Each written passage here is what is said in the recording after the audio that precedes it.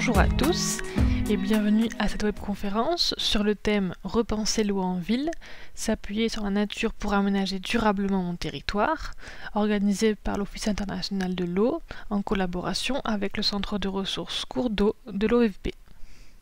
Donc, pour vous rappeler, dans l'ordre, il y aura, comme vous voyez sur votre écran, Monsieur Hervé Caltran de la métropole du Grand Lyon. Après, nous aurons Monsieur Daniel Level, qui est maire délégué de Fourqueux. Nous aurons ensuite Madame Gwenaëlle Manot de l'Or-Forez Agglomération avec Monsieur Frédéric Chaud et Monsieur Georges Thomas. Donc Monsieur Georges Thomas qui est maire de Craintilleux et Monsieur Frédéric Chaud qui est premier adjoint de la ville. Et nous finirons par la présentation de Monsieur Michel Carrière qui est adjoint au maire chargé de l'écoville au Murau. Ensuite, nous aurons un temps d'échange, donc d'environ 20 minutes normalement, durant lequel nous n'aurons certainement pas le temps du coup de poser toutes vos questions, mais je ferai une sélection de questions de manière à essayer de couvrir les thèmes les plus récurrents et que chaque intervenant puisse prendre la parole. Et puis voilà, je vous redirai à la fin, mais il y aura possibilité de poser vos questions quand même dans un deuxième temps aux intervenants. Voilà, merci du coup à tous. Et je vais laisser, sans plus attendre, mon collègue Maxime Fouillet commencer son introduction thématique. Hop. À toi, Maxime.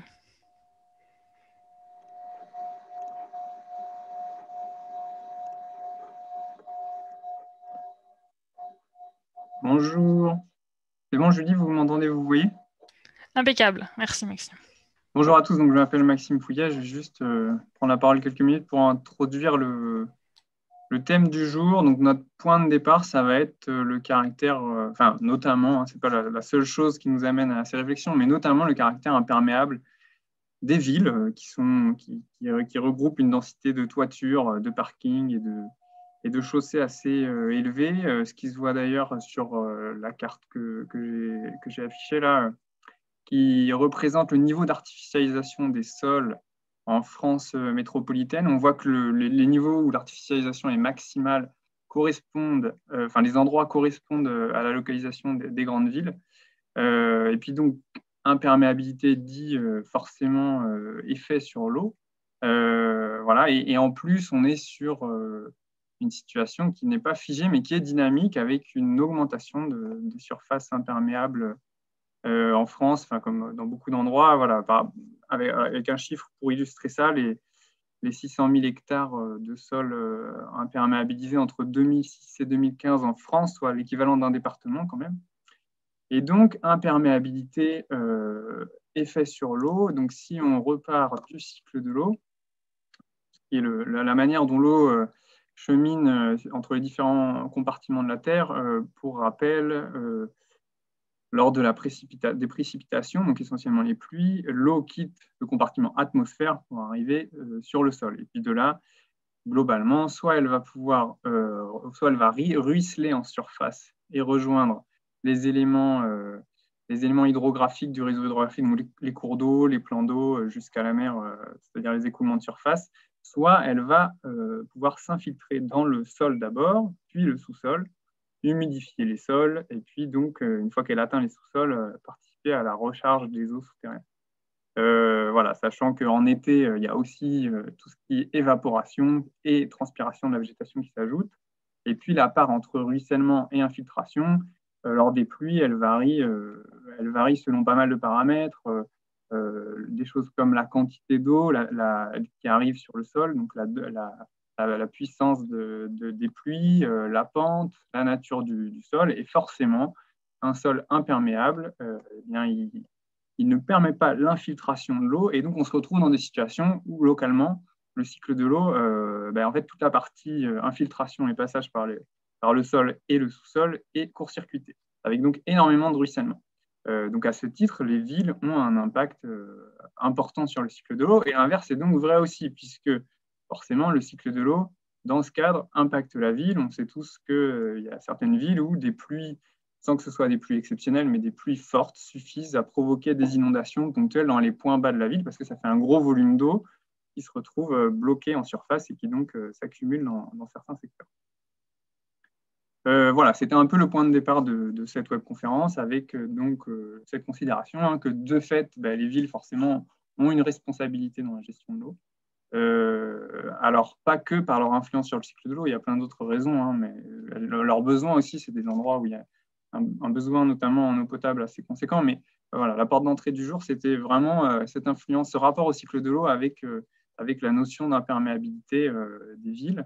Et puis, du coup, en regard de ça, les différentes solutions qu'elles peuvent mettre en place. Donc, c'est pour ça qu'on a demandé à avoir quatre témoignages de villes aujourd'hui qui vont nous montrer comment elles ont engagé un aménagement qui s'appuie sur la nature pour réduire l'impact de la ville sur le cycle de l'eau. Et puis aussi parce que voilà, c'est des solutions qui ont beaucoup d'avantages en même temps, beaucoup d'autres avantages. Donc, on a listé quelques-uns qui sont les plus évidents: réduire le risque d'inondation, atténuer l'îlot de chaleur en période estivale, améliorer le cadre de vie, accueillir la biodiversité, mais il y a d'autres avantages qui pourraient être cités. Donc voilà, les témoignages vont permettre un peu d'illustrer concrètement quelle forme ça peut prendre, les avantages qui vont avec, et puis ce sera aussi l'occasion d'aller un peu plus sur des éléments de nuance, quelles sont les difficultés qu'on peut rencontrer, les inconvénients que ça peut présenter. Voilà. Donc, je ne vais pas en dire plus, c'était juste pour introduire un peu le sujet, voilà, recadrer le pourquoi de cet événement. Julie, je te laisse reprendre la parole. Merci Maxime pour ton introduction thématique. Je vais laisser la parole de suite à Monsieur Hervé Caltran qui va commencer le cycle des 4 présentations. Donc, je vous laisse, Monsieur Caltran, partager votre écran si tout fonctionne bien. Impeccable, je vois que ça... Donc, voilà. Parfait. Super. Donc c'est tout bon. Donc bonjour, Hervé Caltran, je travaille à la métropole de Lyon et je vais vous présenter en quelques mots le retour d'expérience de la métropole donc sur la gestion des eaux pluviales et la nature. Donc après juste quelques mots sur la présentation de la métropole, j'aborderai 4 points. Premier point plutôt sur le fondement réglementaire, vous dire un peu ce qu'on a fait autour du projet Ville perméable, la dynamique qui a été mise en place et puis essayer de faire un bilan rapide de l'opération. Donc la métropole de Lyon, hein, c'est 59 communes. Vous voyez sur la droite des réseaux d'assainissement qui sont essentiellement unitaires et puis des compétences. Alors j'ai fait un zoom juste sur les compétences urbanisme et cadre de vie puisque c'est celles qui vont être mises en œuvre dans cette gestion de l'eau. Donc une compétence en voirie, nettoiement et gestion des arbres, l'aménagement urbain, le foncier, la stratégie territoriale et l'eau et déchets. Donc ouais, j'étais sur donc la question qui se posait, donc c'était comment on peut faire pour gérer l'eau pluviale et les questions de désimperméabilisation et de nature en ville. Donc, la première chose que nous avons fait, c'est de se donner un fondement réglementaire qui était basé sur une règle qui était très simple, c'est 0 rejet d'eau pluviale au réseau d'assainissement. Donc, tout ce qui va être désimperméabilisation, déconnexion des eaux pluviales sur tout le territoire devient la règle. Et comme bien sûr, on a des pluies qui ont différentes fortes ou différentes intensités, on a défini aussi 3 niveaux de service avec un lien fort avec la végétation. Le premier niveau de service, c'était pour tout ce qui est les petites pluies qui sont inférieures à 15 mm. Donc, on ne veut absolument pas voir ces eaux dans nos réseaux d'assainissement. Donc, on demande de déconnecter systématiquement toutes ces eaux du système d'assainissement. Pour les pluies qui sont moyennes, un peu plus fortes, donc l'idée c'est de compenser toute nouvelle imperméabilisation pour ne pas aggraver les risques. Et puis pour les pluies les plus importantes, celles pour lesquelles on ne peut rien faire, donc on laisse filer l'eau et on essaye simplement de concevoir des projets pour laisser l'eau passer librement. Alors cette règle, elle a été inscrite au niveau de la métropole dans les documents que sont le PLU. Et donc là, on va retrouver dans 3 chapitres un chapitre sur les risques et les nuisances, tout ce qui va concerner le débordement des cours d'eau, mais ce n'est pas forcément très important. Ce qui nous intéresse, c'est surtout le risque ruissellement. Un chapitre sur lequel on va traiter de la gestion des eaux pluviales en ville dans le chapitre équipement et réseau. et un chapitre important sur la nature en ville, dans laquelle on va imposer à chaque aménageur de garder au moins 20% de sa parcelle en zone de pleine terre dans laquelle on va pouvoir infiltrer ces eaux pluviales, dans laquelle l'aménageur va pouvoir infiltrer ces eaux pluviales. Donc ces règles sont reprises aussi dans le règlement d'assainissement. On réexplique les règles de zéro rejet des eaux pluviales au réseau. Et puis on a la chance d'avoir sur une partie du territoire, sur l'Est lyonnais, un SAGE. Et dans ce SAGE, donc il y a une doctrine qui a été élaborée avec 8 points pour la gestion de l'eau, et un point en particulier qui indique qu'il ne faut pas, sur ce SAGE de l'Est lyonnais. Donc, on fait le premier lien entre la nature en ville et la gestion de l'eau, puisqu'on dit qu'il faut utiliser, entre autres, tous les bénéfices de l'évapotranspiration pour gérer ces eaux. Alors, ce fondement réglementaire qui s'appuie sur ces documents, donc, on a essayé de monter un projet de service, enfin, on a monté un projet de service complètement transversale qu'on a appelé ville perméable pour mobiliser l'ensemble des services, puisque la gestion des eaux pluviales en ville n'est pas l'apanage que d'un seul service ou d'une seule direction. Donc ce projet avait 3 grands axes. Le premier qui était évaluer les réalisations qui avaient été faites depuis une trentaine d'années sur la métropole, essayer d'objectiver leur fonctionnement, identifier tous les freins et les réussites qui avaient été, qu'on pouvait retrouver sur la mise en place de ces techniques alternatives ou de gestion des eaux pluviales à la source, et de nous guider dans les prochaines réalisations. Donc, ce qui a été fait, c'est une vingtaine de visites avec l'ensemble des services métropolitains, ce dont on parlait précédemment, les gens de l'assainissement, de la propreté, de l'aménagement, du patrimoine, des paysages. Et puis, comme la métropole n'a pas compétence sur les espaces verts, d'inviter nos collègues de la ville de Lyon à venir avec nous sur les terrains, voir ces ouvrages de gestion des eaux de pluie. Donc, il y a eu des investigations qui ont été faites, des essais de perméabilité, de granulométrie, d'analyse de sédiments, de regarder comment poussait la végétation, ça pour montrer que c'était des systèmes qui marchaient bien. Donc, il y a eu des formations en interne aussi qui ont été faites. J'en reviendrai un peu là-dessus à la fin, au niveau des égoutiers, des gens qui s'occupaient de la voirie, de la propreté. Et on a été aussi épaulés donc, par une thèse, une personne qui a fait une approche socio-anthropologique sur cette problématique de la gestion de l'eau et de la nature en ville, en particulier pour voir tout ce qui était sur les pratiques d'entretien et la culture des identités professionnelles. Donc, une fois qu'on a écrit des règles, qu'on a mis les services en route, ce qui est important, c'est d'avoir une dynamique opérationnelle, et ce, dès le début des projets, quand on va s'intéresser à la gestion de l'eau en ville. Donc, c'est ce qu'on a essayé de faire en mettant en place un système de rédaction de programmes qui va être fourni aux maîtres d'œuvre, qu'ils soient internes ou externes, sur chacun des projets d'aménagement de la métropole. Donc, tous les projets de construction de nouveaux bâtiments, tous les projets de réfection de voirie ou de place font l'objet donc d'un programme. Dans ce programme, on rappelle les grandes règles de la gestion de l'eau, les règles qu'on a vues précédemment, et je vous ai mis quelques extraits. En particulier, on insiste fortement sur la politique de la métropole en matière de gestion des eaux pluviales. On dit qu'on a plusieurs objectifs, dont un qui est clairement défini, qui est développer le lien entre l'eau et la végétation. Donc, dès la partie programme, on commence à afficher cette ambition, cet objectif, et on voit qu'on a aussi décliné ces objectifs au niveau de différentes échelles de travail. À l'échelle du quartier, on dit que la gestion, on doit développer la ville perméable et développer un lien fort entre gestion de l'eau et des végétaux en ville pour lutter contre les îlots de chaleur. Et à l'échelle métropolitaine, là aussi, on va chercher à augmenter le couvert végétal pour lutter contre le réchauffement climatique et favoriser le bien-être. Donc tout ça pour la gestion de l'eau. Alors, comment on va traduire tous ces éléments en images, puisque c'est ce qui vous intéresse un petit peu. Donc, je vous ai montré quelques réalisations qui ont été faites sur des bassins végétalisés, et sur la première rangée de photos, tout à fait à droite, vous pouvez voir un jardin de pluie et un parc qui a été fait pour la gestion des eaux pluviales et qui est dans le quartier de la Part-Dieu, où on devine tout au fond la tour de la Part-Dieu.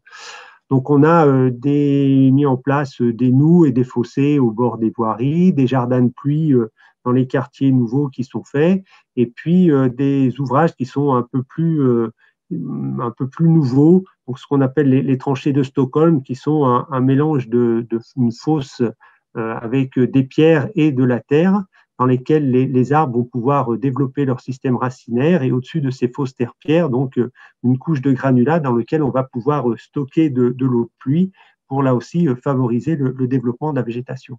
Alors toutes ces méthodes qui allient la gestion de l'eau, la nature et le bien-être de la population sont ce qu'on appelle aujourd'hui les solutions fondées sur la nature. C'est en train de se développer de plus en plus. Alors, je voulais faire juste un petit bilan très rapidement aussi, parce qu'on a identifié des freins et des leviers dans cette méthode, dans ces méthodes et dans ce projet. Donc, les premiers freins qu'on peut voir, c'est au niveau de la collectivité et de ses agents, surtout des changements de métier. C'est-à-dire que les gens qui géraient l'eau, aujourd'hui, dans les réseaux d'assainissement unitaire, c'est essentiellement des égoutiers, et on est en train de gérer les eaux de pluie en surface par des techniques alternatives. Donc, on va se retrouver à un changement de métier important avec des égoutiers qui vont devoir venir faire de l'hydraulique plutôt en surface. On a toujours notre travail en silo qui est aussi un frein important, puisque sur certains ouvrages, comme celui qu'on peut voir en haut à droite, donc on a un collègue de la propreté qui va passer pour ramasser, des collègues des villes qui vont venir faire la tonte du gazon, ou s'occuper de la végétation qui est mise en place. Nous, la direction de l'eau, qui passons régulièrement pour voir s'il n'y a pas des problèmes hydrauliques. Donc tout ça, c'est quand même un petit frein.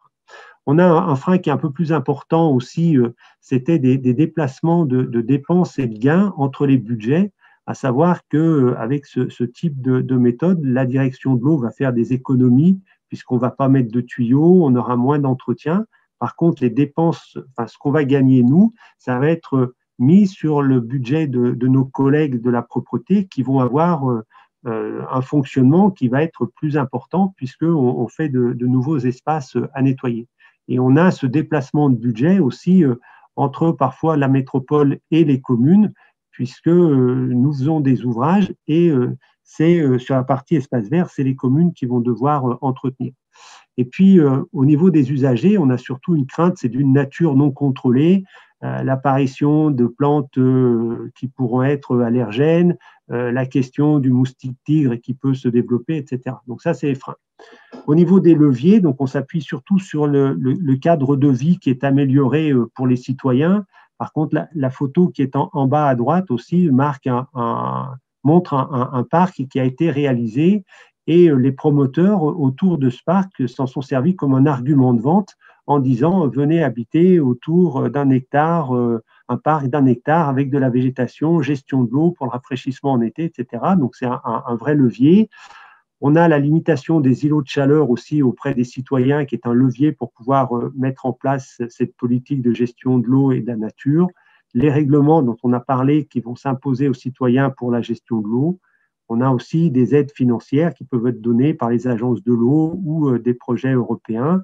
Et puis, on se rend compte au niveau du coût global, ce qui va intéresser la collectivité, c'est que si on regarde l'investissement et le fonctionnement, donc c'est plus intéressant de mettre ces techniques alternatives plutôt que de faire des travaux importants avec des tuyaux.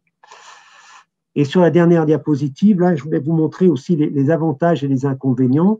Dans le projet Ville perméable, on a essayé de faire un bilan de ce qui se passait entre les espaces végétalisés pour gérer l'eau et puis ce qu'il y avait des réseaux unitaires. Et on a regardé alors différents indicateurs que je ne vais pas vous détailler, mais un indicateur sur le bien-être en ville, un indicateur sur l'adaptation à l'augmentation des volumes d'eau, un indicateur sur la protection des milieux naturels et un indicateur sur la production des déchets non valorisables.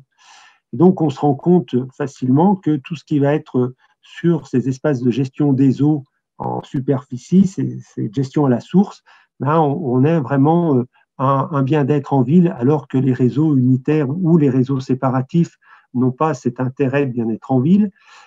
Des techniques alternatives en surface et la gestion de l'eau en surface avec la nature permet aussi de s'adapter facilement à une augmentation des volumes d'eau. On pourrait très bien imaginer élargir ou approfondir une tranchée alors que sur des tuyaux, c'est absolument pas possible.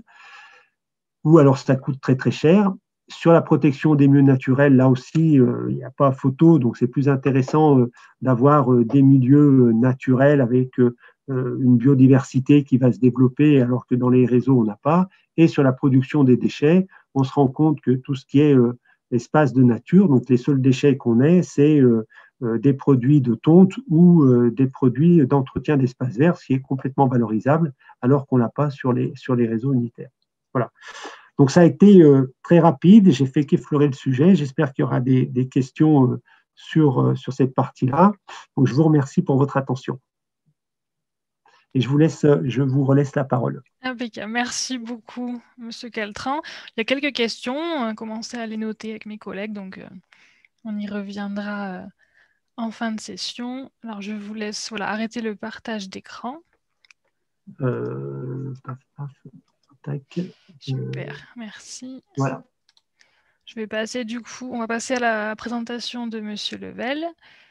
Alors je vais moi-même partager la présentation. Et Monsieur Level, c'est à vous. On vous entend, on vous voit, c'est parfait. Vous m'entendez, vous me voyez, c'est parfait. Et la belle diapositive est déjà présente. Très rapidement, donc le plan, vous le voyez. Je vais tout de suite d'abord passer à la troisième diapositive pour situer Fourqueux dans la région parisienne. Vous avez une étoile rouge qui se trouve dans la partie droite, à peu près au milieu.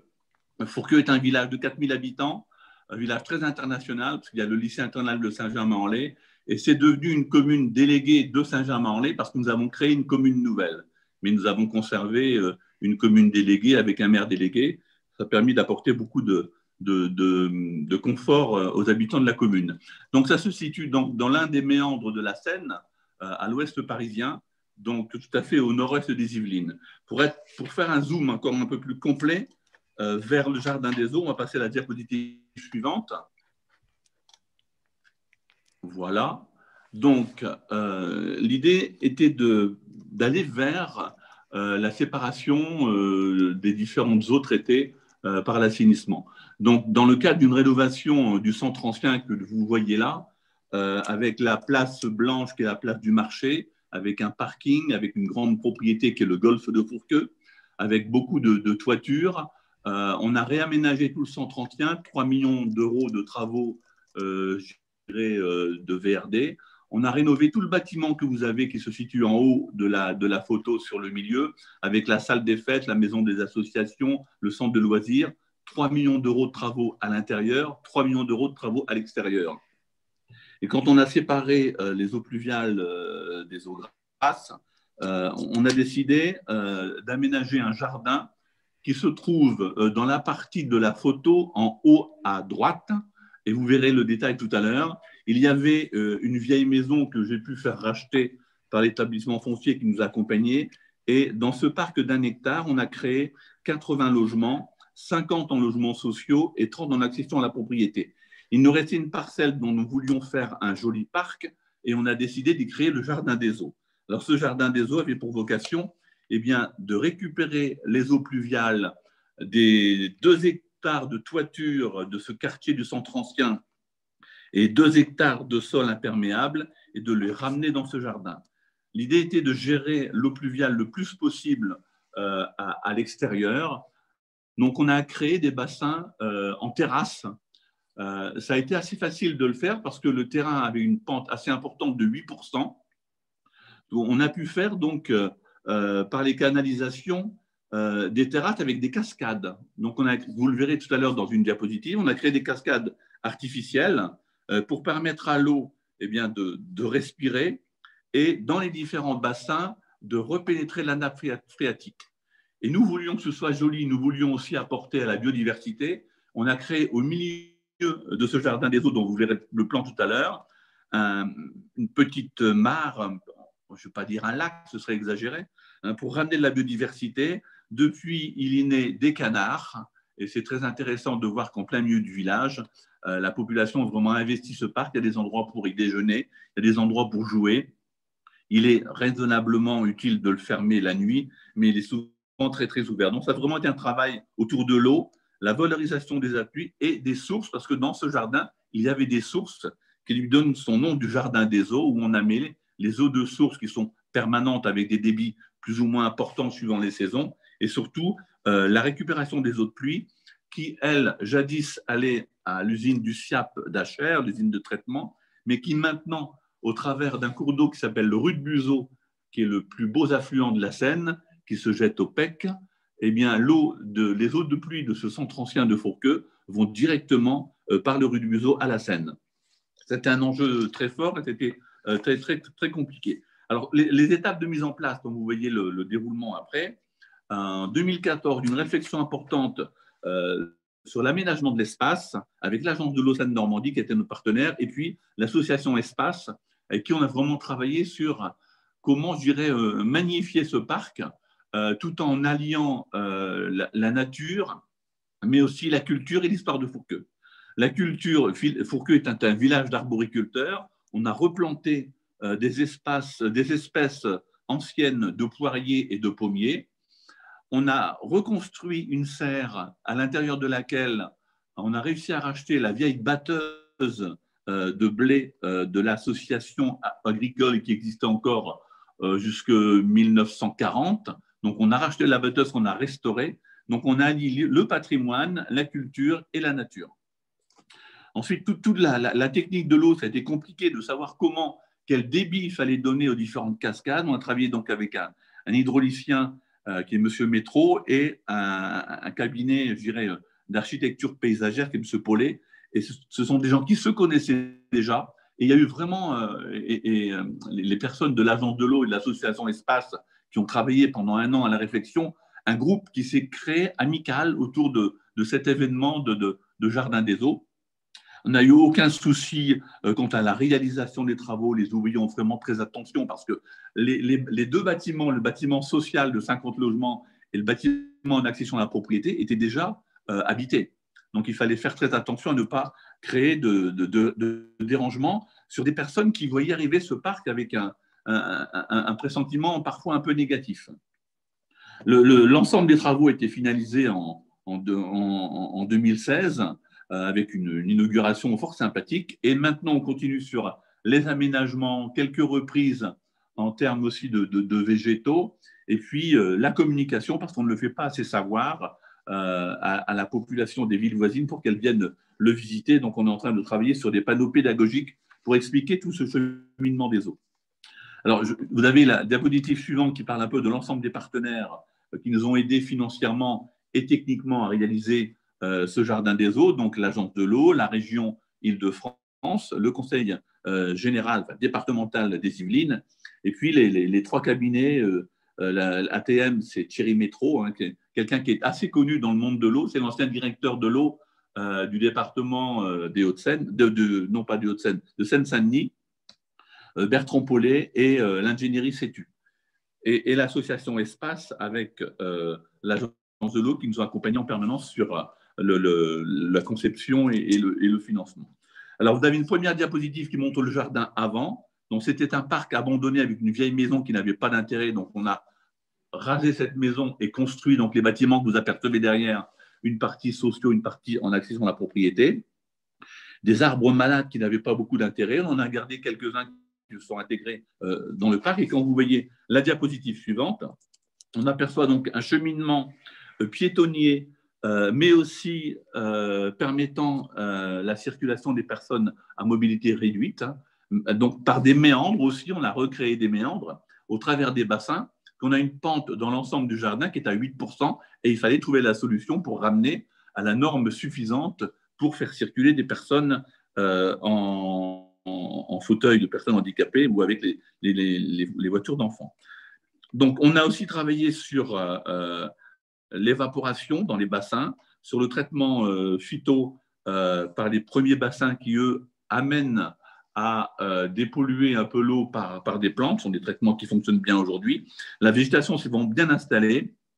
Tout l'éclairage n'existe que par des LED. Et il y a vraiment une vie de faune et de flore qui s'est installée. Alors, la diapositive suivante, c'est le plan. Alors, vous avez les 2 masses grises que vous apercevez en haut à droite et en bas, ce sont les bâtiments. Donc, les espaces qui sont, pour la partie basse, les logements sociaux, et pour la partie haute, la copropriété. Donc, vous avez une petite placette et vous suivez les méandres jaunes qui sont les cheminements PMR. Et les petites taches gris bleuté que vous avez, ce sont les différentes terrasses, les différents bassins qui reçoivent l'eau en cas de grande précipitation.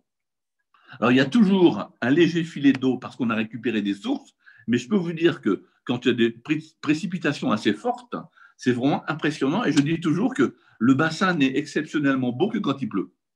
Parce que là, on a vraiment… Enfin, les bassins sont magnifiques parce que l'eau qui arrive au maximum du bassin, elle redescend dans la cascade suivante sur des pierres de granit gris et l'eau, elle chante en fin de compte. Et c'est vraiment très joli. Et quand on voit donc ce cheminement, ensuite, ce qui est marqué… Alors voilà, donc ensuite, là, quand il y a tous ces cheminements qui ont été faits dans l'ensemble du parc, le trop-plein d'eau, lui, il va rejoindre une canalisation qui descend à peu près à 30 mètres d'altitude plus bas, sur une distance de 300 mètres, et qui était connectée directement au rue de Buzeaud, lequel se jette dans la Seine. Donc l'eau pluviale du centre ancien de Fourqueux va directement à la Seine. Donc, vous avez donc encore des diapositives d'images où là, on voit vraiment donc, la dernière diapositive en termes d'images qui illustre bien. Donc, les bassins sont remplis parce qu'il a plu et ils se déversent tout doucement donc, dans les cascades pour remplir d'autres bassins. Dans une surface d'un parc urbain de 3800 m². Donc, les surfaces d'au sol, c'est 15 000 m², mais c'est beaucoup plus quand on ajoute les toitures, bien sûr. Hein.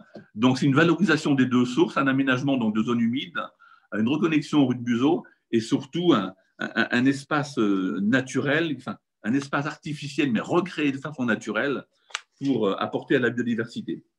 Alors, sur les opportunités, ça a été vraiment de travailler dans le cadre d'un contrat de bassin avec l'Agence de l'eau et l'association Espace pour intégrer ce chantier, pour obtenir les techniciens pour nous accompagner et aussi les financements. Fort de tout ça, quelques prix quand même, c'est une petite somme de 700 000 €, hein, que nous ne pouvions pas financer seuls, nous, communes. Donc, on est allé au maximum de ce que nous pouvions chercher en termes de subventionnement par l'Agence de l'eau, par le Conseil régional et par le département des Yvelines. Donc, la population ne comprenait pas que le maire mette 700 000 € pour un petit jardin de 3800 m², mais après, on explique les subventions et maintenant, la population est très fière de pouvoir s'y promener et de même d'y pique-niquer. Et alors, vous avez un tableau qui suit comparatif sur, donc ça c'est ce que je viens d'expliquer, voilà, sur les avantages et les inconvénients, mais on y a trouvé après étude, après travail, après réalisation, que des avantages. Donc sur le fait de ne pas traiter de l'eau pluviale, le fait de valoriser un quartier, de développer les mobilités PMR dans un endroit où c'était difficile, d'améliorer le cadre de vie, de diversifier la biodiversité. Alors, la biodiversité, on était un peu attaqué parce que oui, mais une mare permanente, l'été, les moustiques, les grenouilles, eh bien, on a mis des nichoirs pour les mésanges. Et les mésanges, elles ont un uniforme bleu et jaune qui correspond aux couleurs de la ville. Donc, c'est très bien d'avoir pu mettre… Et on a pu, en invitant les mésanges à venir vivre dans ce parc, on a réduit de beaucoup les plaintes des habitants qui voient des oiseaux et qui oublient un peu les moustiques. Et tant mieux, les mésanges mangent aussi les moustiques. Voilà, donc les leviers, c'était vraiment un projet auquel je tenais beaucoup. Et quand on a un projet, qu'on le partage, on est accompagné par l'ensemble des élus, même les élus d'opposition nous suivaient dans ce projet. Donc, il y a un portage politique très fort, il y a une démarche contractuelle avec l'Agence de l'eau et puis une volonté de participer à mieux gérer les eaux pluviales, participer à rendre le village plus vert, plus écologique, à apporter aussi un îlot de fraîcheur. Et puis, les financements, nous les avons trouvés. Et ce jardin a tellement été apprécié que nous avons été récompensés 2 fois. Une fois par le salon Novatech et une fois par Territoria sur ce que nous avons pu mettre en place. Et l'une des plus belles récompenses aussi, c'est de voir naître des canards maintenant. Donc, c'est vraiment intéressant de savoir, de pouvoir, dans des lieux très urbanisés, bien faire revenir la nature. Avant la dernière diapositive, je dois dire merci à Mathilde pour la conception de sa diaporama, Mathilde de l'association Espace. Et merci à Julie pour avoir si bien défiler les diapositives, vous terminez par une jolie image. Vous n'avez pas la dernière diapositive? Bon, et ben moi, c'est une très belle photo du jardin avec les canards. Bon. Voilà, Julie.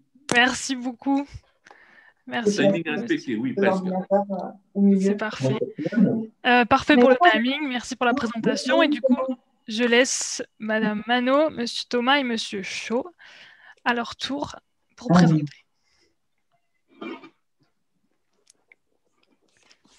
Donc, vous pouvez partager votre écran, Madame Manot. Alors, pour vous.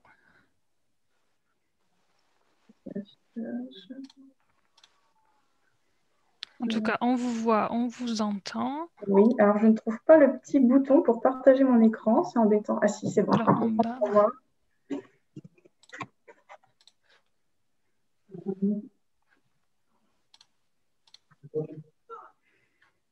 Alors, ça commence à s'afficher. Donc, idem, il faudrait le projeter en gros, en F, essayez, ouais, un F5 ou...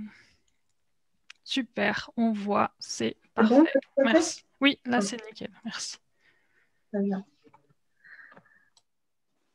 Très bien, donc, déjà merci pour l'invitation.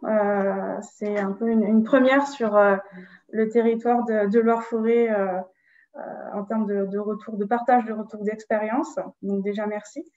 On va vous faire le retour d'un aménagement qui a été fait en 2017 sur la commune de Craintieux.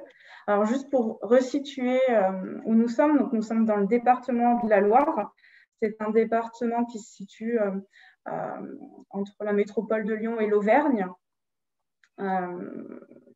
Localement, donc on fait partie de Loire-Forêt Agglomération. C'est une communauté d'agglomération qui regroupe 87 communes pour un peu plus de 112 000 habitants. Et donc, le projet a été fait sur la commune de Craintieux,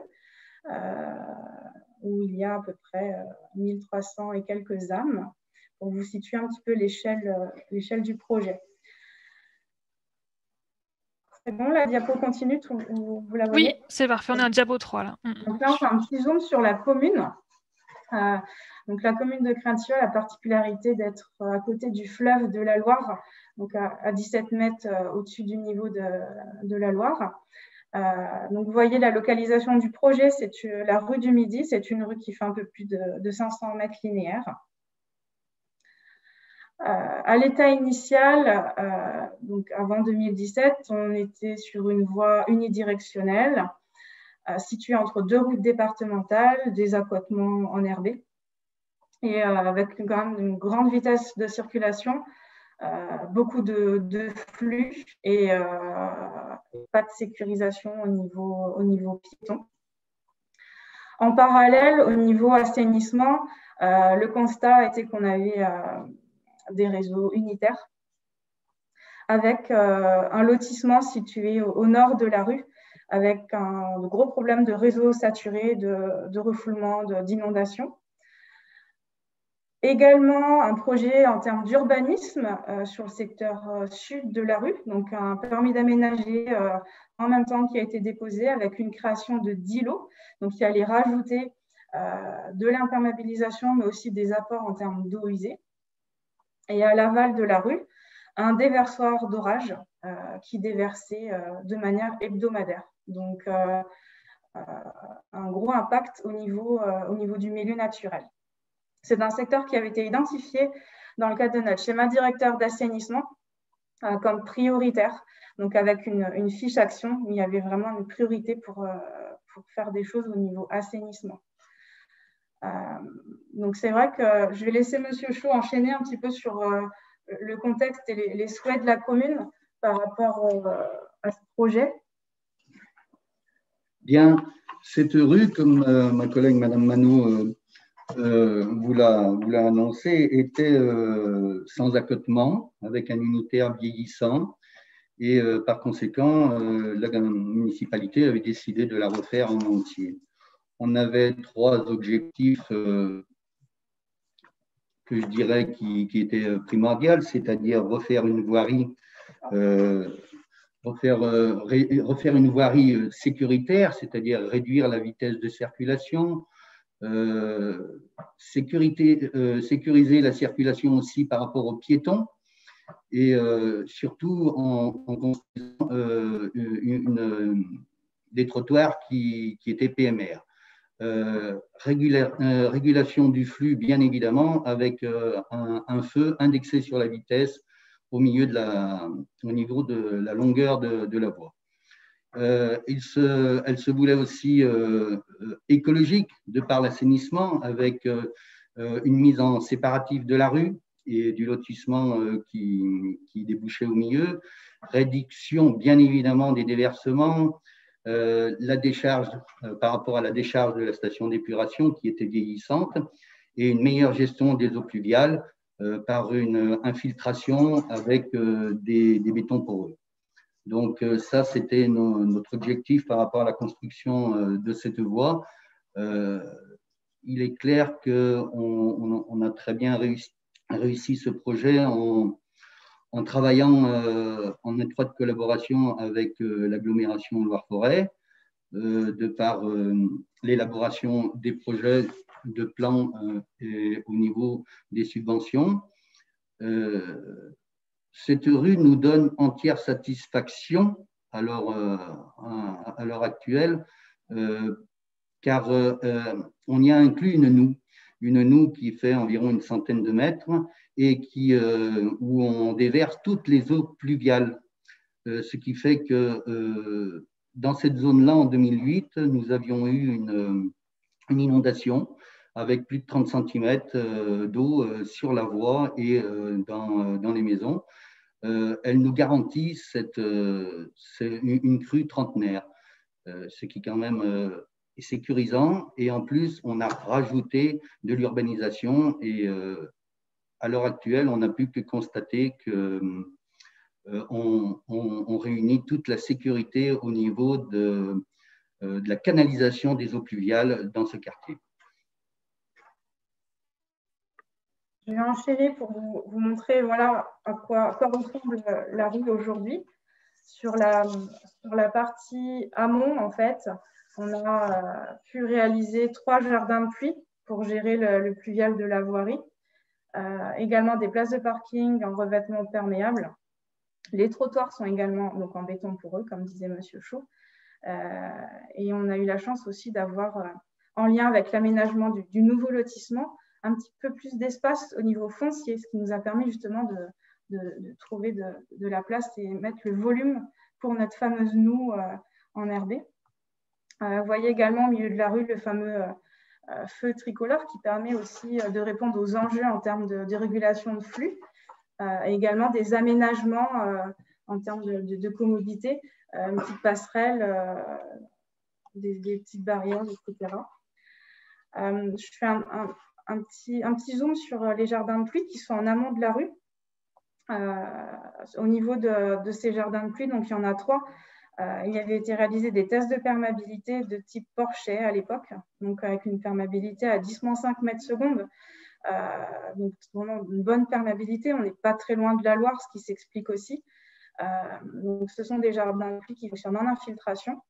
On a par contre une collecte des eaux pluviales de voirie plutôt classique avec du ruissellement, une grille de voirie, un branchement qui va vers une bouche d'injection avec regard décanteur et filtre ad octa.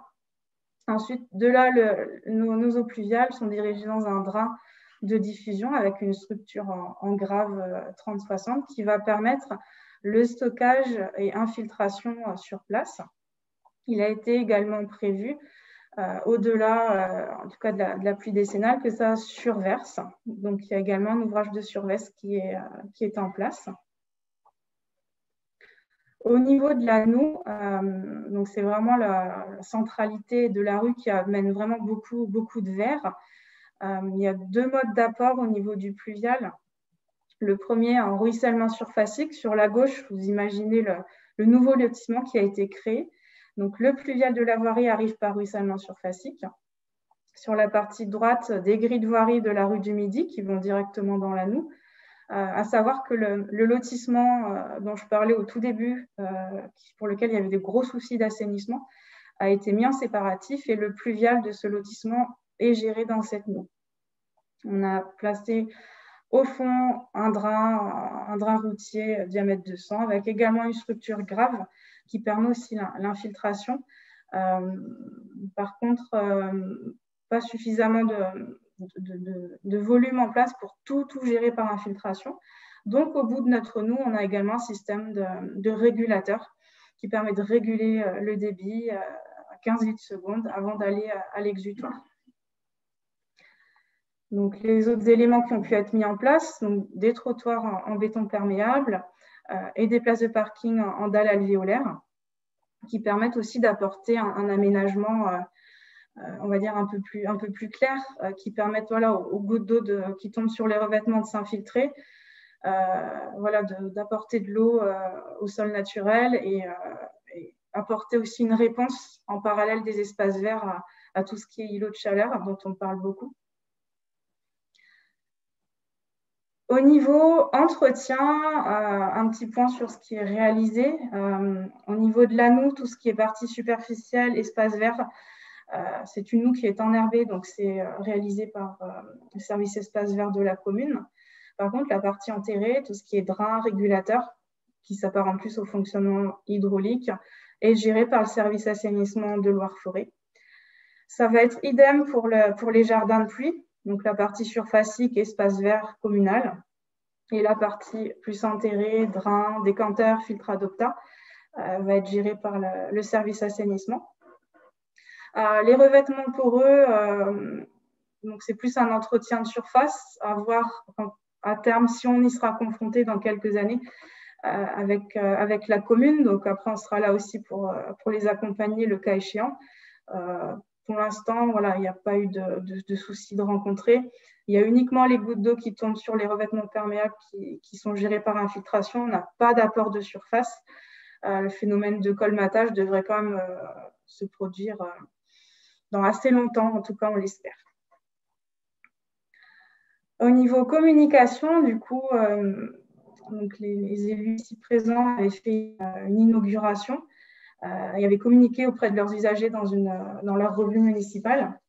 Et ce qu'on a proposé aussi rapidement après l'aménagement, c'est de créer ce panneau d'information qui permet de communiquer d'une manière générale sur la gestion intégrée des eaux pluviales, pour expliquer aux particuliers le principe et faire vraiment un petit zoom dans la rue sur toutes les techniques qu'il existe. Vous marchez sur un trottoir, ça permet de délimiter les espaces, de vous sécuriser, mais il a aussi une autre fonction, ce trottoir, il laisse passer la pluie avec tous les bénéfices que l'on connaît. Après, c'est une rue, une des seules rues sur laquelle on a réussi à mettre autant de panels de techniques que j'utilise moi personnellement lors de formations en interne. Donc, c'est des formations que j'ai réalisées cette année à l'intention de mes collègues du service assainissement que je vais déployer aussi en externe à terme. Mais voilà, c'est vraiment la rue qui permet d'illustrer et de palper vraiment ces ouvrages. Ensuite, pour finir, on a fait un petit bilan du avant-après au niveau voirie espace vert. Donc, on avait des accotements enherbés, pas d'accès piéton, pas de sécurisation et pas mal de vitesse. Donc, le constat, c'est qu'aujourd'hui, on a quand même un aménagement quand même qualitatif avec des matériaux qui sont moins thermoréfléchissants, avec des espaces verts. L'accès piéton est sécurisé. On répond aux normes PMR. On réduit la vitesse, donc le feu tricolore indexé sur la vitesse. Et voilà, nos espaces verts, des ouvrages intégrés. Et la partie assainissement pluvial, aujourd'hui, avant, on avait inondation, réseau unitaire, déversement hebdomadaire. Aujourd'hui, notre lotissement à problème n'a plus de problème. On est sur un réseau certes séparatif, mais on n'a plus de déversement, notre déversoir a été enlevé. Donc, on n'a vraiment plus d'impact sur ce secteur au niveau milieu naturel. Et on a des ouvrages qui permettent d'infiltrer la pluie décennale. Je vais laisser la parole au maire de la commune de Craintilleux pour conclure. Oui, bonjour. Quelques mots simplement pour conclure. D'abord, pour pour vous remercier de nous accueillir, d'accueillir notre petit village dans cet échange, et puis pour témoigner sur le plaisir de voir ce qui est devenu la rue du Midi. Alors, Craintilleux, c'est un village périurbain. Nous sommes à 20 km au nord de Saint-Étienne, dans une jolie plaine du Forêt. Nous sommes à 330 mètres d'altitude à côté de Montbrison, vous savez, le fameux pays qui fabrique la fourme de Montbrison. La rue du Midi était très difficile à vivre lorsque s'est avéré le début du mandat en 2014, parce que très fréquentée par des véhicules. Toute une population allant travailler sur le secteur stéphanois, 4800 véhicules jour, une rue non aménagée, des problèmes de circulation, des problèmes, enfin, tous les problèmes possibles liés à une fréquentation de ce style-là. Alors on est parti au départ, bien sûr, enfin moi je suis maire, je suis aussi vice-président en charge de la voirie de la communauté d'Aglo. On est parti sur une fabrication, quelque chose, sur une technologie traditionnelle. Donc, on a pensé à l'enrobé, etc. Et on était parti avec des canalisations enterrées. On était parti sur ce système-là. Et en échangeant avec les services de Gwenaël Manot, on a vu cette proposition, donc, qui était tout à fait novatrice sur le secteur de Loire-Forêt-Agglomération. Et bien sûr, on a été séduit. Il n'y a pas d'autre mot. On a été séduit parce que c'est un système naturel, l'eau retourne à l'eau, elle passe par la terre, elle repart à l'eau. On avait des aspects paysagers qui étaient intéressants autour. Et puis, il y a quand même un sujet sur lequel il faut revenir. Ça, on parle toujours d'argent dans les communes, n'est-ce pas? Sur un projet à hauteur de 450 000 euros. Le fait de choisir cette solution nous a amené des aides de partenaires de l'Agence de l'eau qui nous ont permis de réaliser un projet pour moins cher que si on avait pris une technique traditionnelle. Donc, on avait deux avantages financiers et techniques. Et l'avantage financier, pour un maire, on sait bien que c'est quelque chose qui est toujours très important. Après tout, on gère l'argent de nos administrés. Donc, aujourd'hui, effectivement, c'est quelque chose de très satisfaisant de voir la rue du Midi. Je dirais que c'est assez extraordinaire parce que tout le monde s'y est habitué, tous les usagers, tous les riverains, etc. Et on revoit presque là quelques images un peu, j'allais dire, du temps passé, ça ne fait que 4 ou 5 ans, et on se demande comment elles pouvaient être comme ça avant et comment on a fait pour attendre, pour en arriver là. Bon, eh ben, on a bien assez attendu, mais on est arrivé à quelque chose de très bien. Eh bien, si vous avez des questions, bien sûr, on vous y répondra avec plaisir. Voilà, encore une fois, merci de nous avoir accueillis pour cet échange-là. Merci. Merci beaucoup à vous trois. Il y a eu pas mal de questions, donc on verra à la fin lesquelles on pose aujourd'hui. Hop, du coup, Madame Manot, je vous laisse arrêter le partage d'écran. Encore merci du coup à vous trois.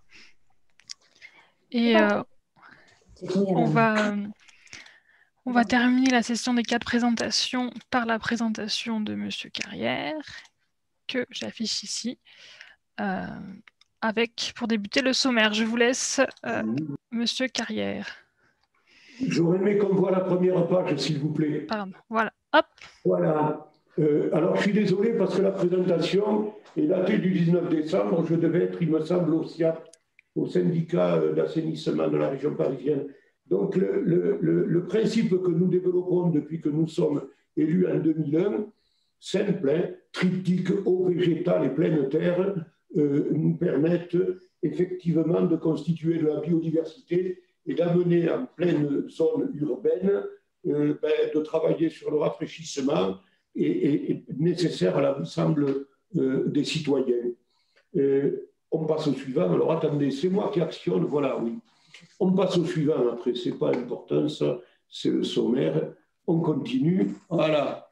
La ville des Mureaux, un peu plus de 33 000 habitants à l'ouest de Paris, entre Poissy et Mantes et au bord de la Seine, avec un front sur Seine de moins de 6 km.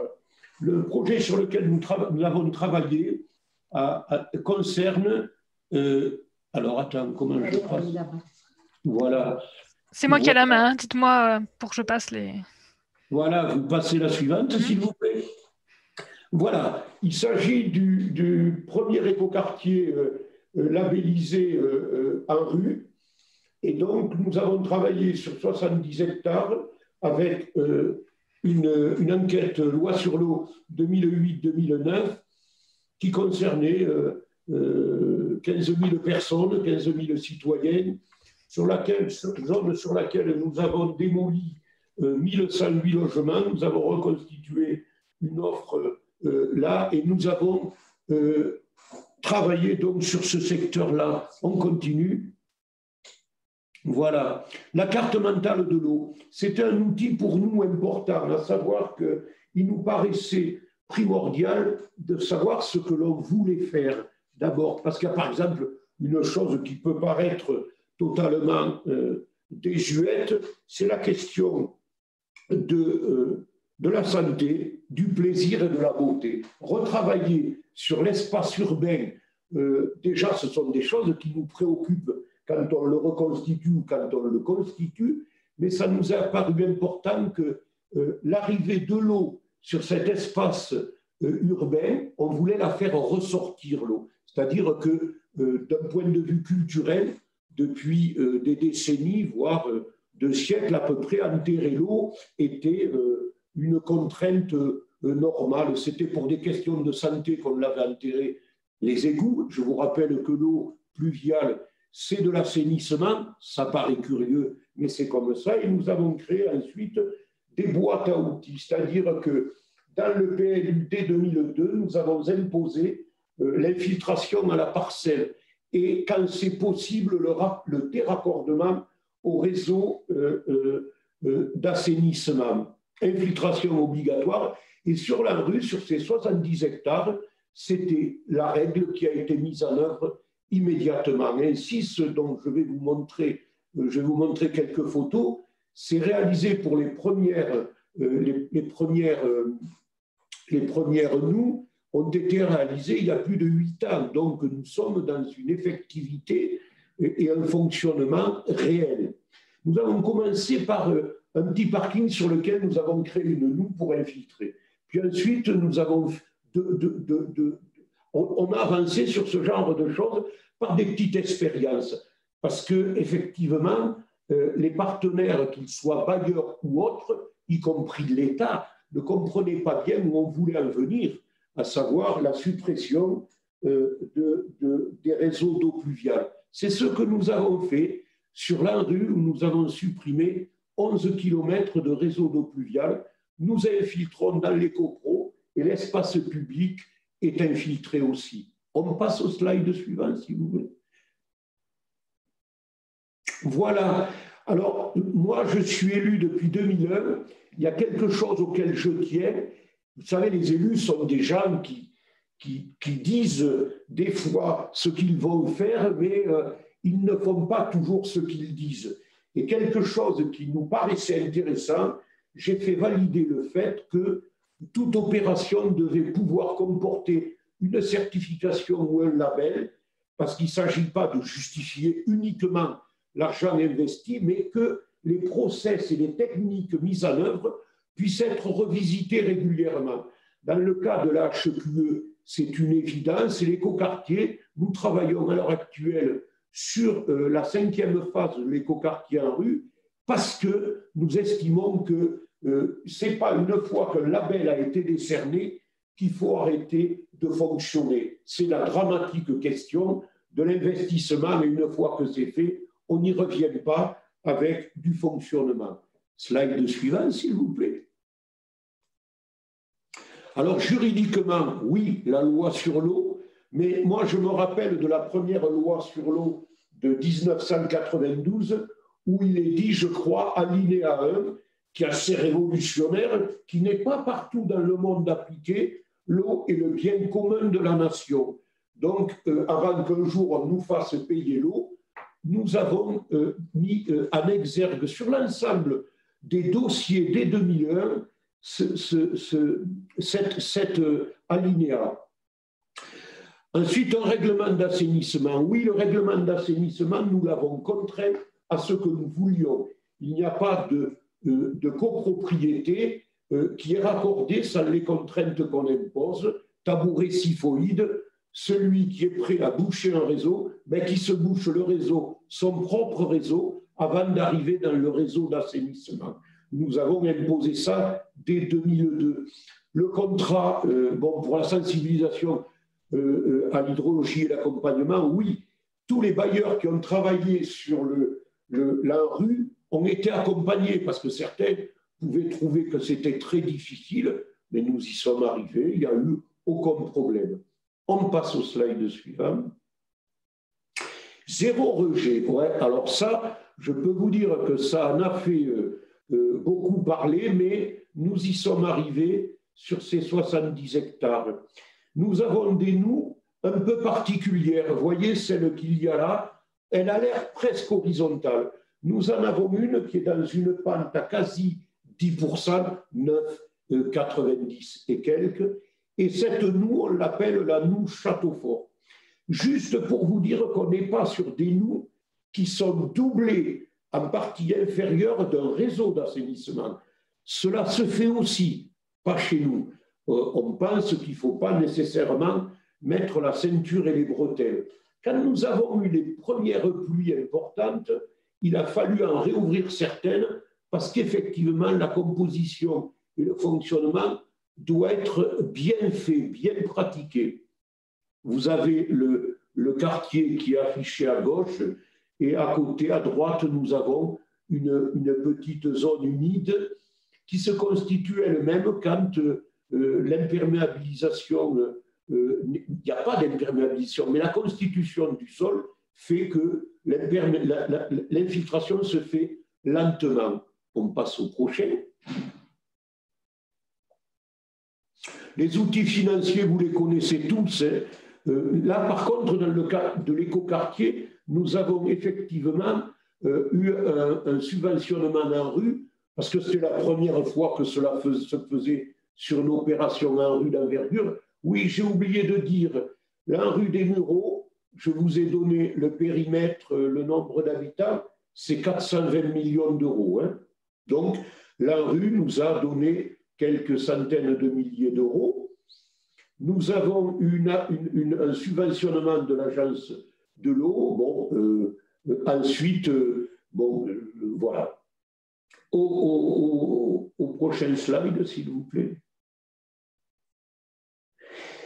Ceci est intéressant. Nous sommes hors périmètre en rue, mais ce que je vous disais tout à l'heure, l'application du triptyque eau végétale et terre pleine nous paraissait important pour arriver à remettre du végétal en ville et commencer à imaginer que les canicules qui commençaient à arriver pouvaient nous permettre d'anticiper un peu. Ce que vous voyez sur la photo de 2019, les travaux là ont été terminés en 2007.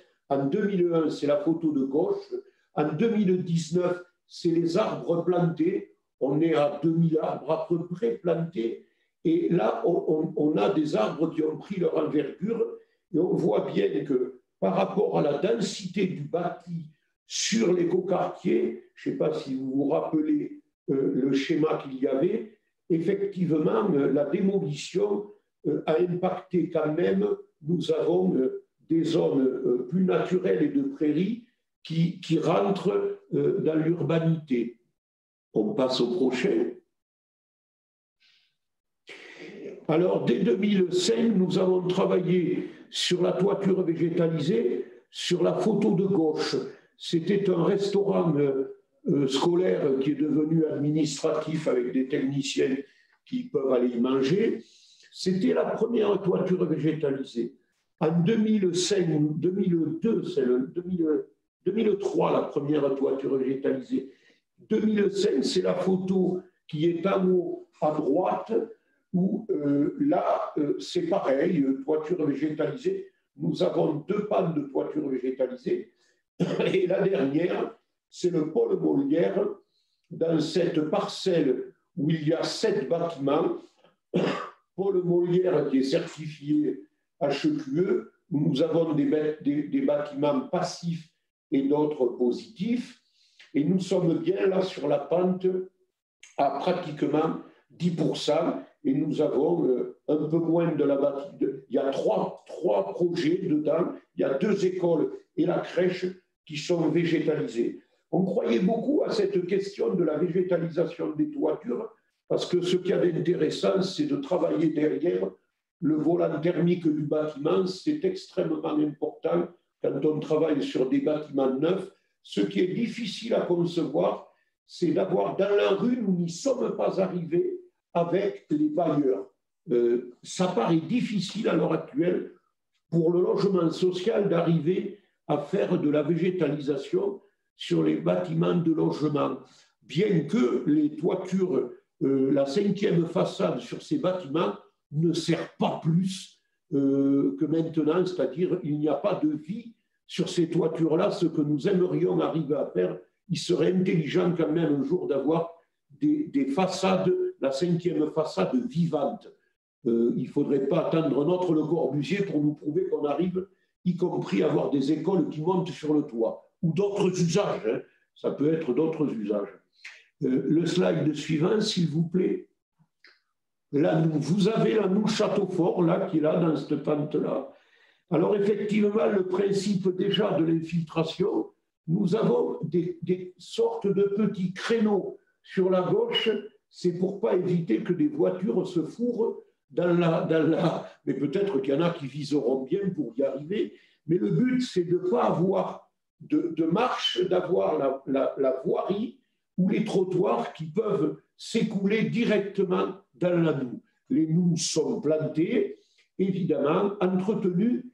Là, la problématique, c'est quand vous avez une autre entité comme nous, par exemple, on est en communauté urbaine avec 72 autres communes, et des espaces sont partis à la gestion de la communauté urbaine.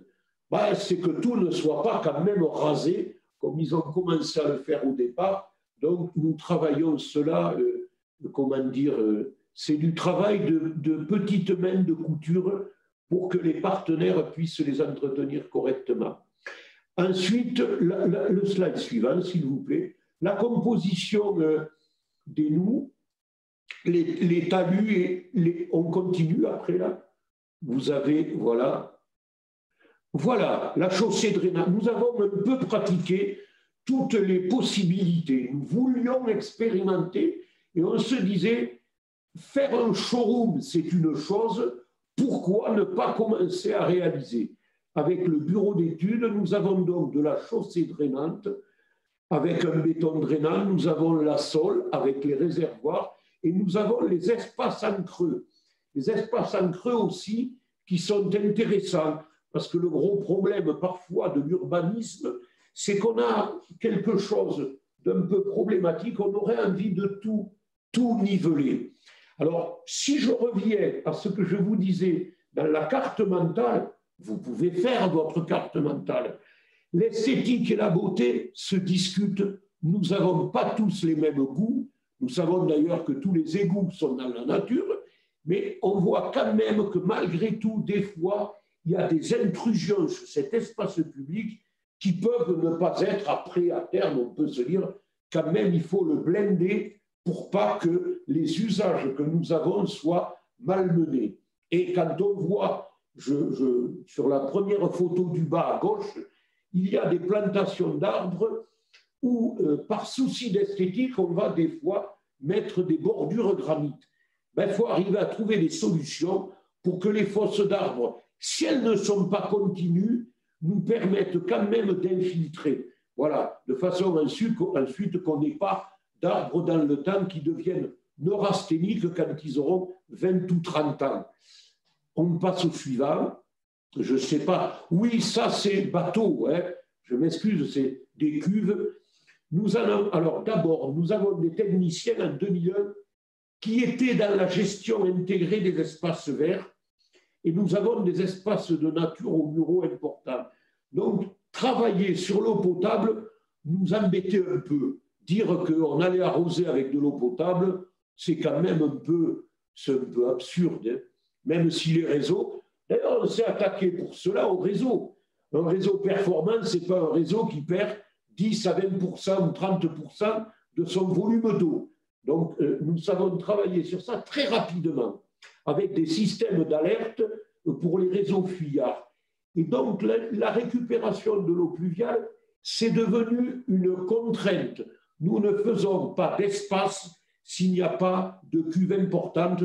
Nous avons un petit parc en face de la mairie, où nous avons juste 200 mètres cubes stockables. Alors, on me dirait, ça peut aller très vite, mais quand on est en sécheresse, ça peut être intéressant, surtout si après, on travaille sur la tensiométrie avec les arbres, où on mesure le moment, le degré où ils auront besoin d'eau. Parce que c'est aussi quelque chose qu'il faut coordonner. On passe au suivant. Le rue d'Orgeval, ce n'est pas tout à fait le bon mot, résurgence du rue d'Orgeval. Le rue d'Orgeval, sur la commune des Mureaux, est un rue ancien qui a été totalement busé, c'est-à-dire avant même la commune, il est busé, il sort en scène et il n'y a pas un mètre. Donc on s'est dit quand même, ça serait un peu idiot. Donc on a fait une bretelle. Moi j'appellerais plutôt ça une bretelle sur 400 mètres dans le parc, de façon à ce que ce rue nous amène effectivement du rafraîchissement et en même temps, moi je suis extrêmement sensible à quelque chose, autant on voulait faire ressortir l'eau sur la chaussée, hein, quand on est petit, on était petit, on aimait bien mettre les pieds dedans, il faut accepter, on est au XXIe siècle, tout ne doit pas être aseptisé, donc ce rue nous l'avons ouvert de façon à l'entendre couler, à le voir et végétaliser avec quelques menus poissons, c'est totalement sympathique. Juste pour dire que dans le parc Molière, c'est une résurgence. On prend de l'eau dans le rue qu'on lui ramène. Dans les travaux de cœur de ville, après la voie ferrée, nous allons faire ressortir le rue intégralement. C'est-à-dire il y aura des risbermes, il y aura un cheminement avec du stationnement pédestre, on pourra s'asseoir. Cette question de la vue de l'eau, du miroir de l'eau et du bruit de l'eau est extrêmement importante. C'est ça qu'on peut appeler un indicateur dans une certification. Le plaisir du citoyen en milieu urbain, il démarre là. L'effet de chaleur, alors ce rue, il joue quelque chose d'incroyable parce qu'il y a des gens qui ont des ressentis qui ne sont pas réels. C'est-à-dire que quand il fait chaud, ils ont la sensation presque qu'il fait moins 10 degrés de plus que ce que les températures vont confirmer. C'est quelque chose d'incroyable, comme si mentalement et psychologiquement, notre cerveau avait se recalé. C'est curieux.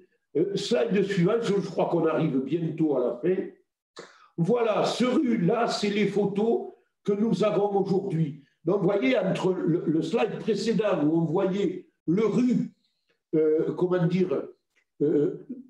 qui était en construction, c'est un rue qui est construit traditionnellement. Hein. Même si on voit les gabions dans la photo de droite, avec la végétation qui s'en est emparée, le rue est construit naturellement. C'est-à-dire qu'il n'y a pas une bâche, il n'y a pas de fondation béton, il est construit naturellement. Donc, on n'y va pas avec une pelle mécanique pour travailler là-dedans. Sinon, le rue, un jour, il n'y en aura plus, il s'infiltrera. Ce qui fait qu'il a fallu constituer une couche étanche avec des matériaux. Voilà, c'est tout. Simple, de la terre. Et donc, le rue chemine et donne un aspect, effectivement, qui est assez agréable. Voilà. Le mur que l'on voit sur la photo de droite, c'est un mur animé sur lequel nous avons ici mis des choses liées à l'expression des citoyens et à l'expression de l'art de l'environnement. Comment peut-on imaginer que l'environnement nous permette d'être créatifs et d'amener une conception, oui, artistique, voire intellectuelle. Au slide suivant, je crois que c'est la fin. C'est fini, merci beaucoup. Juste pour vous dire après qu'on a eu le prix Novatech en 2016 sur ce projet d'écoquartier d'infiltration de l'eau à la parcelle. Évidemment, je crois que nous avons vu mardi M. Caltran qui est au Grand Lyon, puisque nous sommes tous deux un des 10 territoires démonstrateurs français suite à l'appel à manifestation d'intérêt auprès de l'OFP et projet LIFE, donc soutenu par l'Europe. Je vous remercie. Merci beaucoup, M. Carrière. Merci du coup à vous et merci à tous les intervenants pour ces 4 présentations et pour ce panel du coup d'actions à différentes échelles et présenté aussi du coup dans un temps restreint. Merci beaucoup. Donc je vais proposer aux intervenants de rallumer leur micro et leur caméra et nous allons passer à la session de questions-réponses. Hop. Micro et Monsieur Caltran. Il y a eu donc un certain nombre de questions tout au long de vos présentations. Du coup, je vous propose de... Donc là, voilà, j'ai rallumé tous vos micros et caméras. Et du coup, je vous propose de vous poser chacun une question dans l'ordre. On va commencer avec Monsieur Caltran. Donc voilà, comme je l'ai dit au début, il y a eu pas mal de questions et du coup, on a un temps restreint. Donc, on a essayé de sélectionner certaines questions et à la fin, je vous redirai comment vous pouvez poser vos questions complémentaires aux intervenants. Donc, Monsieur Caltran, pour commencer, on avait une question pour vous. Quel service, à l'origine, a été l'instigateur du projet de service Ville Perméable et est-ce le même qui a apporté le pilotage? Alors oui, le service qui a été l'instigateur, c'est la direction de l'eau. Hein, pour les mêmes questions un peu que disait M. Carrère, pour qui a été présenté avant, puisque c'était des problèmes d'assainissement, de pollution de milieux naturels et de gestion des eaux dans nos réseaux qui nous a conduit à faire ça. Donc, c'est bien la direction de l'eau qui a piloté qui instigue et qui a piloté l'ensemble du projet. Voilà. Okay, une autre question, alors, puisque vous avez répondu rapidement à la première. On avait comment conserver un couvert végétal en ville lors des périodes de sécheresse? Et est-ce utile et est-ce prévu? Le couvert végétal, c'est la grosse question sur laquelle on est en train de s'interroger, mais comme plein d'autres collectivités, puisqu'on montre toujours des photos de nous vertes avec de l'eau, etc. Et on sait qu'en été, quand on est en ville, on peut avoir des périodes très longues de sécheresse. Donc, il y a un travail qui se fait avec nos collègues qui travaillent sur les plantations et qui essayent de mettre des espèces qui soient en même temps résistantes à la sécheresse et en même temps résistantes à la submersion dans l'eau. Voilà, donc on en est là, on n'est pas plus avancé. Est-ce qu'on est obligé d'avoir un couvert végétal qui soit toujours vert? Moi, j'aurais tendance à dire non, mais ça veut dire que derrière, on va être obligé de faire beaucoup de sensibilisation et de communication auprès des riverains pour expliquer qu'on peut avoir en effet des zones enherbées qui deviennent un peu comme des paillassons en été. Et alors, il y a quelques cas, mais qui sont exceptionnels. C'est sur la rue Garibaldi, où, comme on l'a vu aussi sur les muraux, il y a des possibilités de récupérer de l'eau de pluie dans des cuves pour faire un petit peu d'irrigation après en été. Mais est-ce que c'est vraiment intéressant? Est-ce que c'est quelque chose qui peut être viable, sachant qu'on va utiliser des pompes, de l'énergie pour faire l'arrosage? Voilà. Donc, on n'a pas plus de réponses que ça. Ok, merci beaucoup. On va switcher, on va essayer de que vous ayez chacun un peu la parole. Du coup, je vais passer aux questions pour Monsieur Level. Et il y avait des questions notamment sur les nuisances. On avait une question notamment sur les nuisances liées aux moustiques. N'avez-vous vraiment plus de moustiques? L'eau n'est pas absorbée assez vite pour empêcher leur développement. Et quels argumentaires face aux moustiques? Vous parlez des mésanges, mais avez-vous d'autres arguments? Avez-vous des plaintes avec les champs de grenouilles? Donc, si je regroupe, c'est un peu une question de nuisance. Alors, on a eu certes au début un peu une appréhension de la population qui, avant même qu'il y ait des moustiques, pensait qu'il allait en avoir. Alors forcément, dès qu'il y a une pièce d'eau, il y a des moustiques qui s'installent. Alors, on a combattu un peu les moustiques donc par l'implantation de nichoirs qui ont favorisé l'arrivée de mésanges et d'autres oiseaux. Il faut savoir que quand même la mésange se nourrit énormément d'insectes, donc elle compense un peu la propagation des insectes. Après, devant le cadre idyllique de ce lieu, la population est arrivée à une forme de tolérance et d'acceptation. On ne peut pas vivre avec la nature et vivre avec des éléments naturels sans en avoir parfois quelques inconvénients. Oui, parfois les grenouilles, à certaines saisons, elles coassent, et elles ne coassent pas non plus toute la nuit. Et puis quand on connaît un peu la vie d'un moustique, le moustique qui sort pour piquer, que très peu de temps dans la nuit, à nous de s'y protéger. Et je le dis, on ne peut pas vivre dans la nature sans en avoir aussi parfois que des avantages. Donc c'est un peu calmé, on n'a plus du tout ces appréhensions. Et quand on voit les enfants des habitants qui vivent dans ce quartier venir jouer dans le parc, l'idée du moustique, elle est un peu oubliée maintenant. Ok, merci beaucoup. Mais du coup, une deuxième question, elle est plus sur les contraintes et les risques. On vous demande comment est gérée la circulation libre, entre guillemets, des deux roues dans cet espace et couplé à la question comment vous avez géré le risque de noyade. Donc, circulation des deux roues et noyade. Bien, j'ai géré le risque des noyades comme le long d'un fleuve ou comme devant la mer. Devant la mer, il n'y a pas de barrière qui empêche ceux qui se promènent sur la plage d'aller dans l'eau. Le long d'un fleuve, il n'y a pas des barrières partout.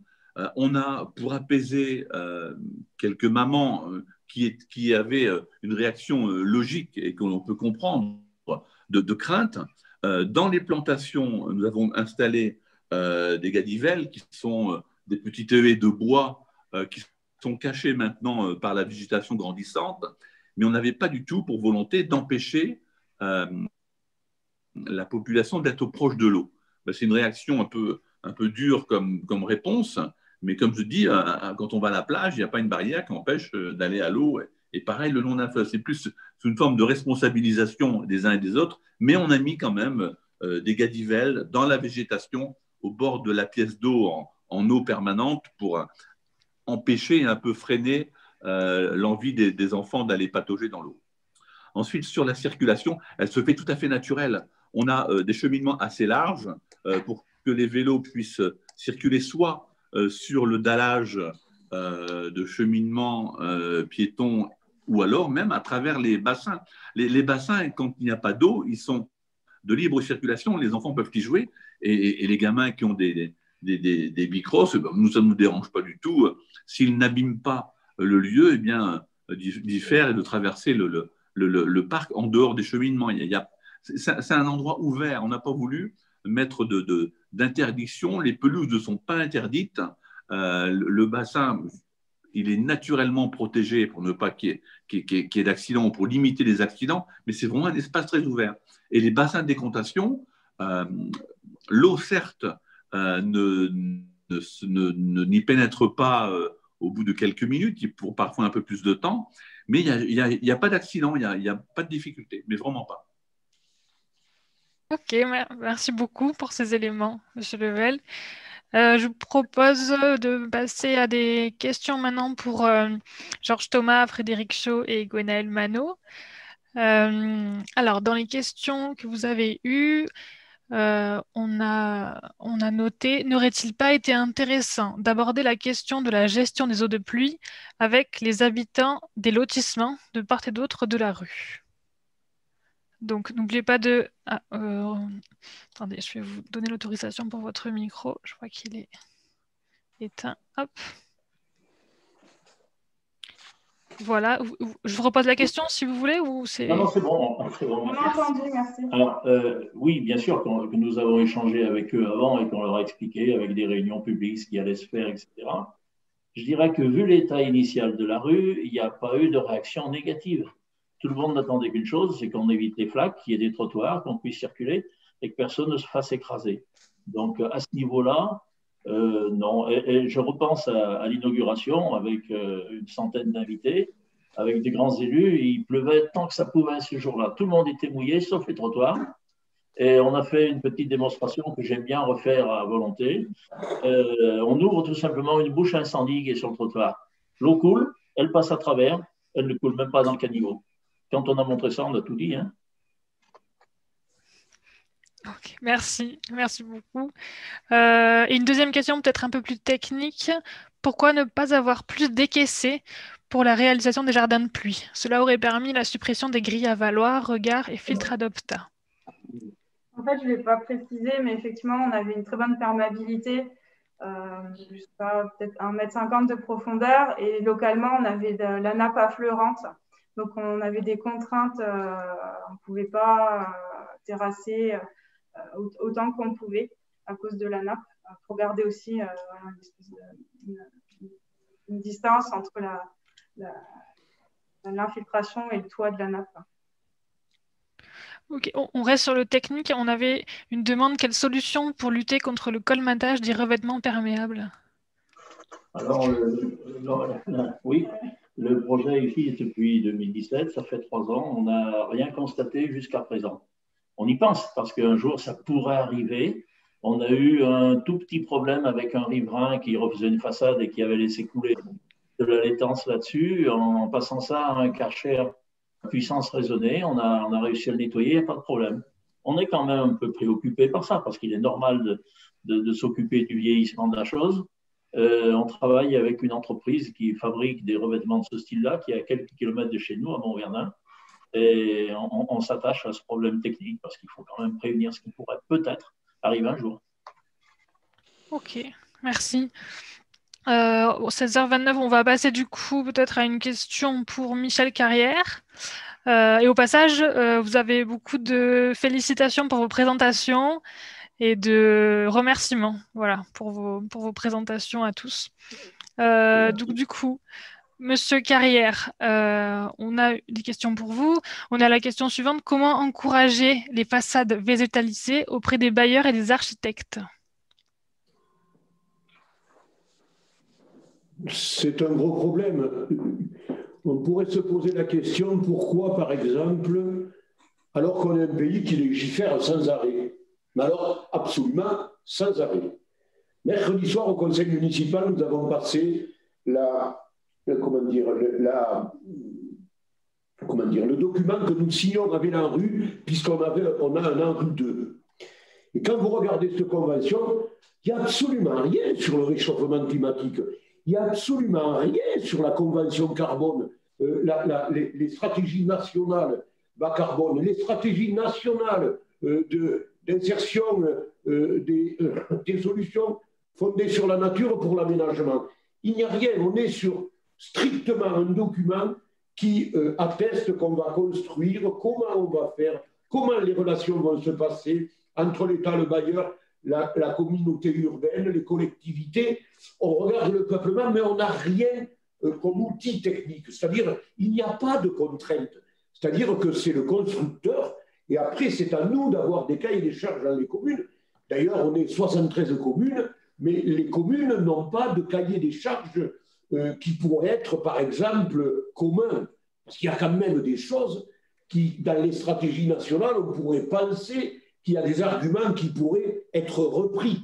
Ça ne semble pas être le cas. Alors moi, avant de parler de façade végétalisée, je parlerai plutôt de toiture végétalisée. Cette 5e façade, si elle ne sert qu'à avoir du gravillon et qu'il n'y a même pas on ne crée pas un substrat pour infiltrer ou pour envoyer l'eau éventuellement dans les toilettes. Vous savez, à la mairie des Mureaux, l'eau dans les toilettes, on l'envoie depuis 2005. On n'a jamais eu le droit de le faire.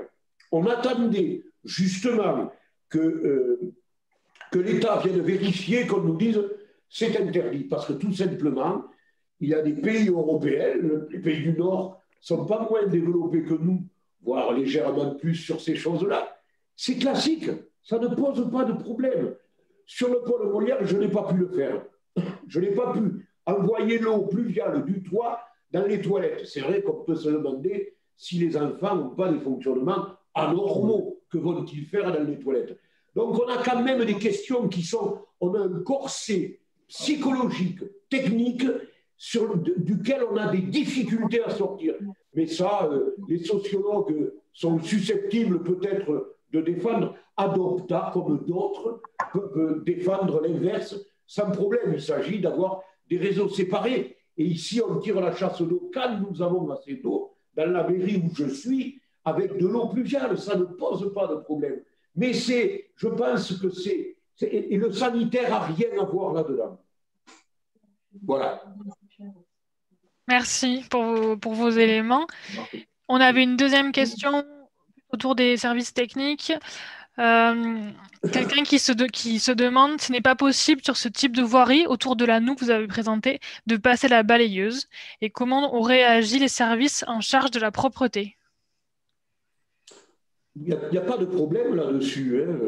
Si vous voulez mieux, moi je suis assez effaré de voir que le frein réel pour ce genre de travaux ou de modification de l'urbanité, ah ben, je vais vous dire, il est beaucoup plus politique qu'autre chose. J'entendais tout à l'heure la question posée à Daniel Level, le président du syndicat mixte de Seine-et-Oise, qui va travailler sur la rue d'Orgeval, mais la question des moustiques.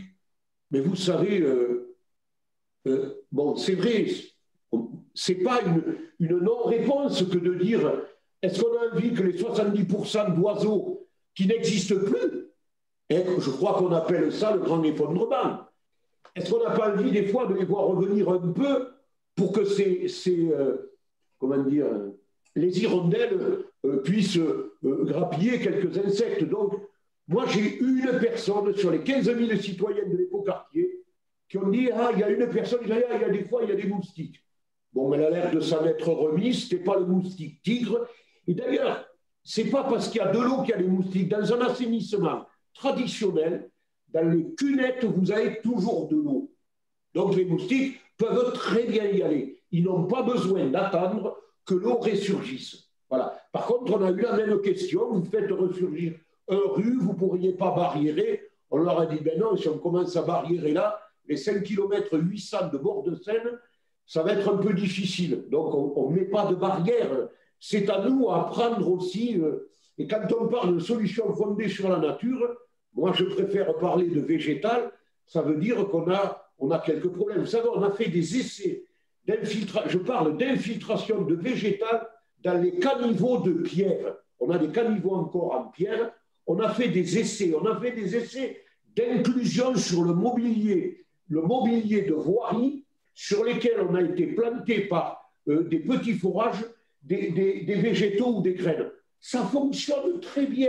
Donc, le champ du possible, il est inimaginable. Merci, Monsieur Carrière, pour ces éléments divers. Merci. Comme il est 16h36, on va s'arrêter là, malheureusement.